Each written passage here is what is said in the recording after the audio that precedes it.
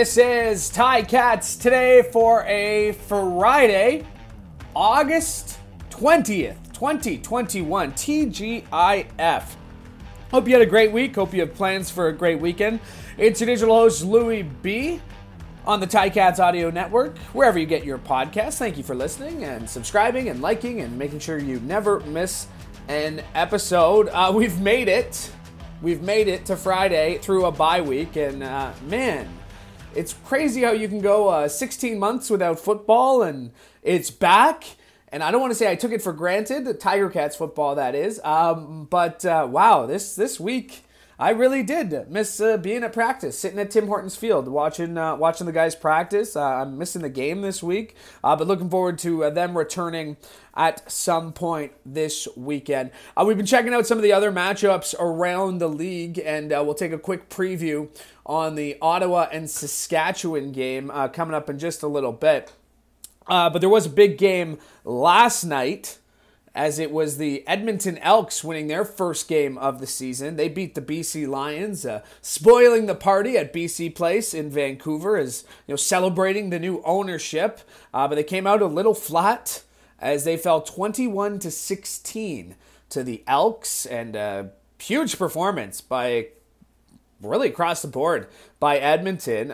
James Wilder Jr. rushing for 127 yards. Greg Ellingson, 9 catches for 148 yards. The defense of the Elks held Michael Riley to 128 yards through the air. So big bounce back performance from the Elks. Another low scoring affair. That's been a big trend we've seen throughout the early part of the season. 21-16 the final. Only two teams have scored more than 30 points. Saskatchewan's done it twice. They've scored 33 week 1 against BC. They scored 30 against the Ticats last week, and you would think going up against Ottawa, they might have a chance to score 30 again. But outside of Saskatchewan, only Montreal has scored at least 30 points this season, and they did that last week in Edmonton against the Elks. So, I mean, through 2 weeks and 1 game,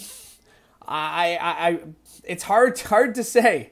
I've been watching the CFL for, I've been watching CFL for a long time, but I've been covering the CFL, for the better part of the last 6-7 years, and I guess I'm just glad that that I'm not, my fate doesn't decide on how well I can guess predict the outcomes of these games. Because if I were, in Matt Cozz's shoes or Pat Steinberg or all those guys on CFL.ca who have to make their picks, I would not be doing very well. Let's just put it that way. Because even last night, I was talking to someone in the Ticats media team, and I asked him, I said, who you got in this game? Who you thinking? And he said he was thinking BC.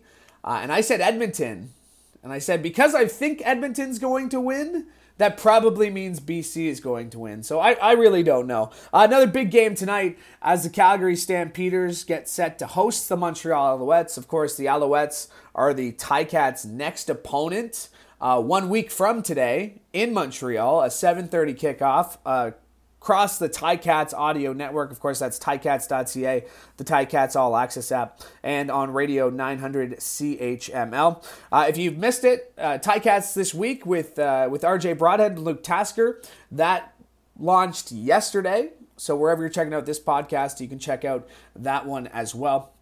Speaking of yesterday, just reminding you of that big news, as it was announced that the city of Hamilton and the Ticats have partnered up to get more people vaccinated in the city of Hamilton to help boost those vaccination numbers by hosting mobile vaccination clinics during practices next week at Tim Hortons Field. So Monday and Tuesday from 10:30 until 2 p.m. and then Wednesday from 10:30 until 1 p.m. You'll have the opportunity to get vaccinated. Then you can come watch practice, and you'll be entered to win some great prizes, including tickets, including autographed Ticats jerseys and Forte FC jerseys. And just for coming to get vaccinated, you'll receive a voucher for 2 tickets to any 2021 Forge FC regular season home game. So that's next week, Monday, Tuesday, and Wednesday. Monday, Tuesday, it's from 10:30 to 2. Wednesday, it's from 10:30 to 1. Get vaccinated. It doesn't matter if it's your first shot or your second shot. It's walk in, enter through gate 2, and you'll be welcomed, and then we'll direct you kind of to where you can sit to watch practice. So practices have been closed. We did have that one practice presented by Empire during training camp, but otherwise, with COVID protocols, we've had closed practices, so this is an opportunity for you to get vaccinated and come watch practice. So a really cool initiative with the City of Hamilton and the Ticats that have partnered up for this one. Let's take a quick look at tonight's game, because it is the Saskatchewan Roughriders trying to go 3-0 against the Ottawa Red Blacks, and I'm not sure if the Red Blacks were lucky. They're coming off a bye week, by the way. They won against Edmonton week 1 with somehow. I mean, you go back to week 1 and you look at the numbers and you look at the stats and you kind of ask yourself, how did they win that game? Matt Nichols threw for 71 yards. Timothy Flanders ran for 39 yards. But they were winners. They won. It doesn't matter. It doesn't matter how you do it. It all looks the same. They probably did it by picking off Trevor Harris 3 times, and former Ticat Abdul Kane had 2 of those interceptions. So I guess that's how they did it. But they're going to be in tough against Saskatchewan, having watched them last week. And, I mean, they're just continuing to pick up some pace. It's going to be another tough, big crowd in Saskatchewan on Saturday night for the Red Blacks. So, really, should be a good one. I'm looking forward to tonight's game, of course. And then tomorrow's game, we were pleased to be joined by Mike Hogan to preview that one. Maybe you're making the trip. Are you making the trip? Let me know.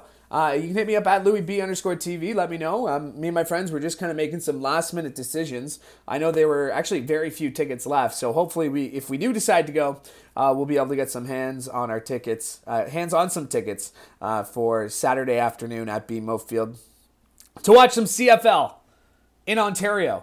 It's been a while since we've done that. But anyway, it should be a great weekend of matchups. And more importantly, once we get through this weekend, we will be back on track for Ticats week 4. So that's another way of looking at it. Let's get through this weekend.